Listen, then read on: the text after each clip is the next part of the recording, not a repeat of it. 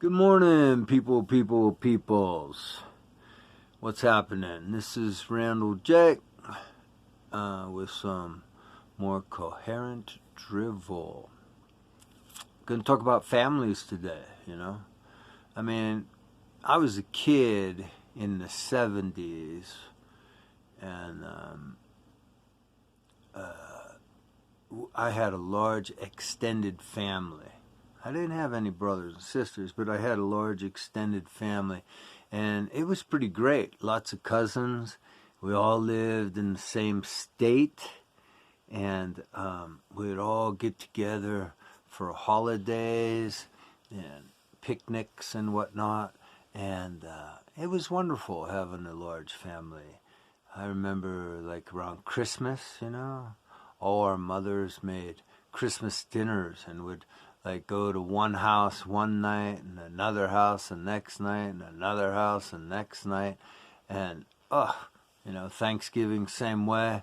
End up having half a dozen Thanksgiving dinners. It was pretty cool. It was pretty delicious. And I was back in Pennsylvania, and everybody had a pool table in the basement, and the kids would be in the basement, and the grown-ups would be upstairs, having a few drinks, and it was just kind of wonderful. And we'd have summertime outside picnics and stuff, barbecues, whatever you want to call them, and it was pretty great. And then also, so in the 70s, the environmental movement was pretty big. And in, I don't know, was it junior high or high school? Anyway, me and my cousins, we all wore army coats all the time, the green army coats. And I had an ecology flag on the back of mine. If you don't know what that is, you should Google up an ecology flag. It was pretty cool, And I remember seeing just pictures of big cities, pictures of Paris and, every place, New York and whatnot, and Los Angeles and stuff. And I remember, and this was back in junior high, I remember thinking, wow, look at that, it's like human beings it reminded me of an anthill, like there's so many of us. We're like ants all over the place, And at the same time, the whole thing about pollution, and I remember, what was it, the Hudson River, some river was catching on fire, and Kennedy helped clean that up. Kennedy sued them and stuff and got that river clean, and there's fish in it nowadays. But there were things like that. There were large chemical cleanups going on, and so pollution was on people's minds, and we were trying to make it better. And I was right there.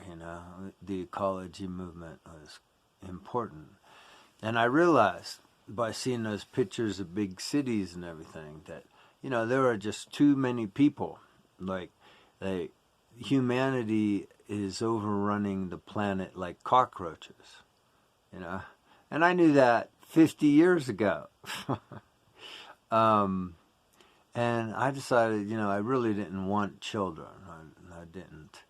And now along the way, I've dated a lot of women with children. And some children are great, and some are not so great. The worst children that I have encountered in all my dating experience, and and I was good to all the children. That's part of the responsibility of dating a woman with children, is being cool and trying to be helpful to the children, give them good advice and whatnot, whatever the case may be. The worst children were the religious ones. Some of those Christian children were just the most awful human beings. They were just selfish and greedy and judgmental, and they just hated people that weren't Christian like them. They were the worst ones by far, not just a little bit, by far, they were the worst human beings, children that I've encountered along my dating experience, my vast dating experience. But, you know, getting back to the environmental movement, you know, so I decided, you know, I don't want children, no. I mean, I don't want to contribute to this, you know, cockroach society devouring everything it can get its greedy little hands on. So, okay. But now that I'm older, you know, I see, you know, it would be nice to have a couple sons. I had to put on a roof, you know. It'd been nice to have a couple sons to do that for me and stuff like that. And holidays can be lonely for when you get older if you don't have kids and stuff like that. So I see why throughout history we've always wanted to have children, and I see how nice it is. I can see that. But, you know, it's all about the greater good. And, you know, I mean, 100 years ago, there was 1 billion people on the planet. Now there's 8 billion people on the planet. The planet cannot sustain these numbers of humanity. The pollution levels have never really slowed down. I mean, a little bit here and there. But overall, you know, we have global warming now. You know, I mean, yesterday the weatherman was on the TV and it's like, we got 12 feet of snow in California. It's 77 degrees in Chicago. We're having nighttime tornadoes in Oklahoma, you know, all over the place. Like, there's 100, he's like, this city, between this city and this city, which weren't that far away, and he's like, there's 114 degree difference. See, that's global warming. Yeah, that's the deterioration of stability in the atmosphere. So, anyway, so, you know, and you know, I still talk about this a lot. You know, I still try to tell people, you know, we need to save the bees. We got to get the chemicals out of our food. Our food is all poison. You know, I say this kind of stuff all the time. It's like, I'm still trying to save the planet, even though I'll be dead most likely within 20 years. You know, average death rate is somewhere, you know, around there. Anyway, even 15 years, I think, would be the average death rate. So, but I'm still pretty healthy. But that's not the point. The point is, well, I don't have to save the planet. You know, I've lived in one of the best times. I wish I was 10 years older so I could have went to Woodstock and been part of that movement. You know, I think that was the highest time of humanity, was when all the hippies were trying to change the world, you know, just have communes and love and, you know, peace. And, you know, that was it, man, you know. So if I was 10, 15 years older, I could have been part of that. So, you know, but, you know, what a great life. I mean, I started out, you know, on a bicycle, playing outside all day, and at the same time, now I have all this technology, big screen TV, you know, so it was a great little slice of human existence. However, you people, the ones that have children, the ones that have family, you have the responsibility towards your children to save the planet. You know, I don't have to worry about it. I'll be dead and gone. I don't have no children to live in the Mad Max world. You do. It's up to you. What can you do to save the planet, huh?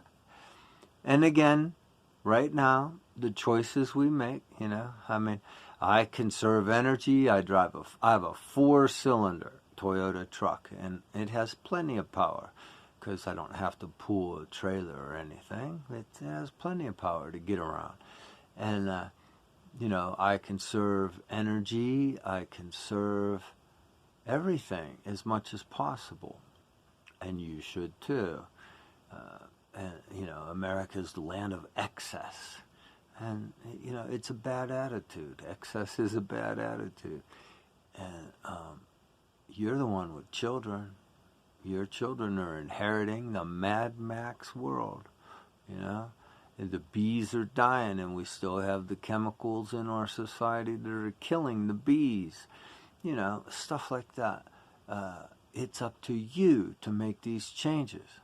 Now, right now, your choices are, well, they're always important, but right now you have the choice to vote for Kennedy.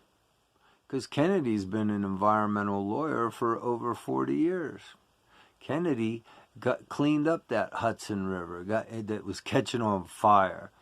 Kennedy is all about clean water, clean food. He wants to get the poison out of the food so your children aren't so sick all the time, obese and sick, right? You got to vote for Kennedy right now. That's the biggest improvement you can make in American life, you know, in the health and well-being of your children and the planet, is to vote for Kennedy. But it truly is your responsibility to save the world. I don't have to worry about it. I can just enjoy it. And yet, I always seem like I'm the one that cares. I'm the one that thinks about these things. Well, you should think about them also. And you should do what you could do. And you have a bigger responsibility to do it than I do, because you have children. Like, share, subscribe, carry the message. Get everybody you know to vote for Kennedy. That's the biggest thing we can do right now to save our country and the planet and our children's health and future. Thanks. Bye.